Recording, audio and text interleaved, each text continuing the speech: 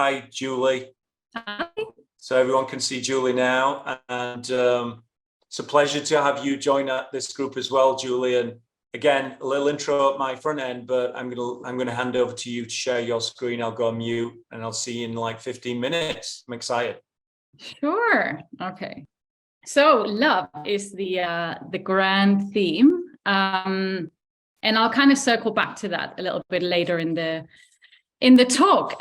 First, I just wanted to give a little thanks to Known Unknown for setting this up. I think it's super important to have community.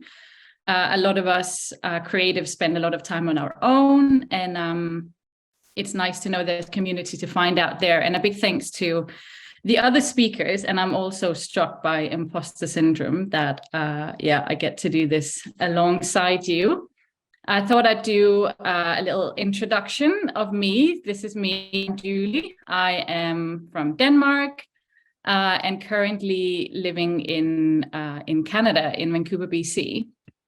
And I am a lettering and illustration and graphic designer, kind of a little bit of all of it. I make these super colorful artworks, very type-based, lots of kind of my love for the natural world coming through, lots of animals, flowers, things like that.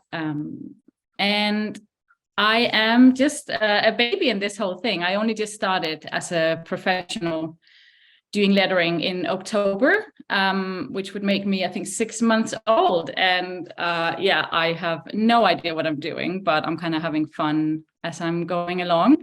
My current client contract is this crazy monster of just random legal things I found online. So coming back to the love, I thought I would use today to kind of take you through my love story of lettering and illustration. And going right back to the beginning, which was kind of primary school, I would carry these calendars around that were just jammed full of pictures of Backstreet Boys and Britney Spears, but they would also have these elaborate kind of lettering pieces of things like Julie and Sophie, best friends forever, or whoever boy I had a crush on at the time. Fast forward many years, I worked in a Irish pub in Melbourne, and one of my daily tasks was updating the menu board. So I spend way too long every day carefully lettering out things like bangers and mash or chicken parmigiana and whatever else we had on the special that day. Many years later, got accepted at the art school in Copenhagen and later in Glasgow. And I basically just spent 3 years using every excuse under the sun to incorporate lettering into my work. And this is also when I entered my black and white phase, which would last for something like 10 years. Any way I could kind of work with type, I would use that, much to my supervisor's dismay. Then after art school, on a whim, went to Canada to live. Got my first job as a graphic designer, working with branding, visual identities, kind of strategic design, which was all as an intern, as I'm sure many of you can relate to, terrifying and fun at the same time.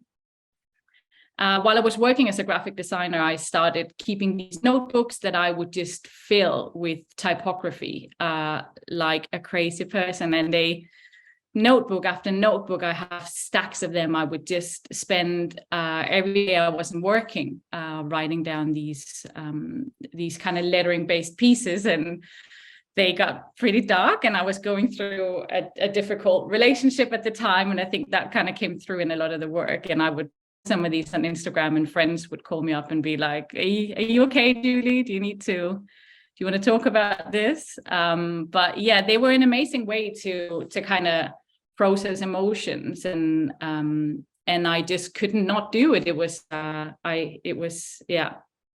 everything I wanted to do. Then 2020, as we all know, COVID happened, and because of a little hiccup in my visa situation here in Canada, I had to leave the country, and thinking I could travel around for a couple of months. It ended up being much, much longer than that. I ended up going to stay at a meditation center in New York. I walked 1,500 kilometers around an island in Japan.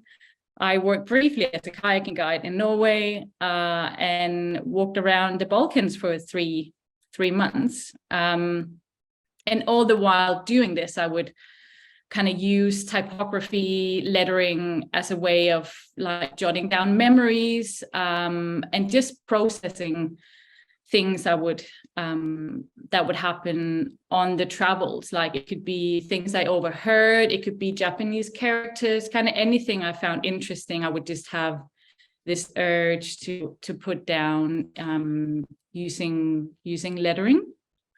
A year later, I was pretty sick of living out of a backpack and having my only kind of creative tool being a notebook and a pencil. And I was a bit sick of his friends leaving after a week. I was looking for stability, for time to just sit down and work on my creative practice, which brought me to England, south of England, where I found some lovely friends that were all happy to stick around. I created a lovely community, kind of surrounded about the outdoors, and I became part of this beautiful creative community in that part that was just unique and supportive, and really helped the next year and a half of just trying out loads of things. I would be on Pinterest, copying other people's things. I would like just search and try things out. I got a job working for a greeting cards company and spend many days and hours just drawing cats in birthday hats, and realized nobody actually wants original designs for greeting cards. They want cats and birthday cakes. But this was a good kind of opportunity. It was a good time to just practice. I think everything I made, there was just nothing that felt right. It was like, yeah, I like this, but it didn't feel like my stuff. And I think after going through this, I started realizing that the work I did enjoy and the work that actually did feel right was everything that kind of came out of the things I liked in life, which was the outdoors, the natural world, plants, flowers, everything hiking, biking, kayaking related.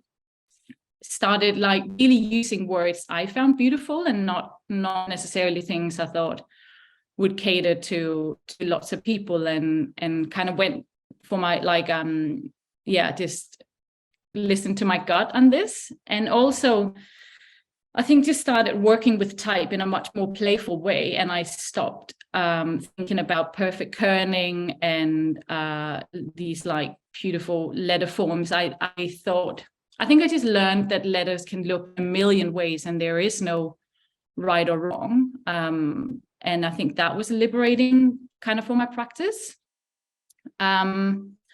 So then circling kind of back to the analogy of a love story, I think we all know these stories of like the two characters that are friends at first and kind of getting to know each other, and many years later they become an item. And I think that is really what my creative practice feels like. It was a friendship, if you will, for a really long time. It was like a listening friend. It was somewhere I went to kind of process emotions and experiences. And now I'm here, kind of only just getting started, and it's inspiring and amazing to see the other creators that have loads of projects to boast with. I'm hoping there'll be plenty of those to share in the future. But yeah, that is it for me. And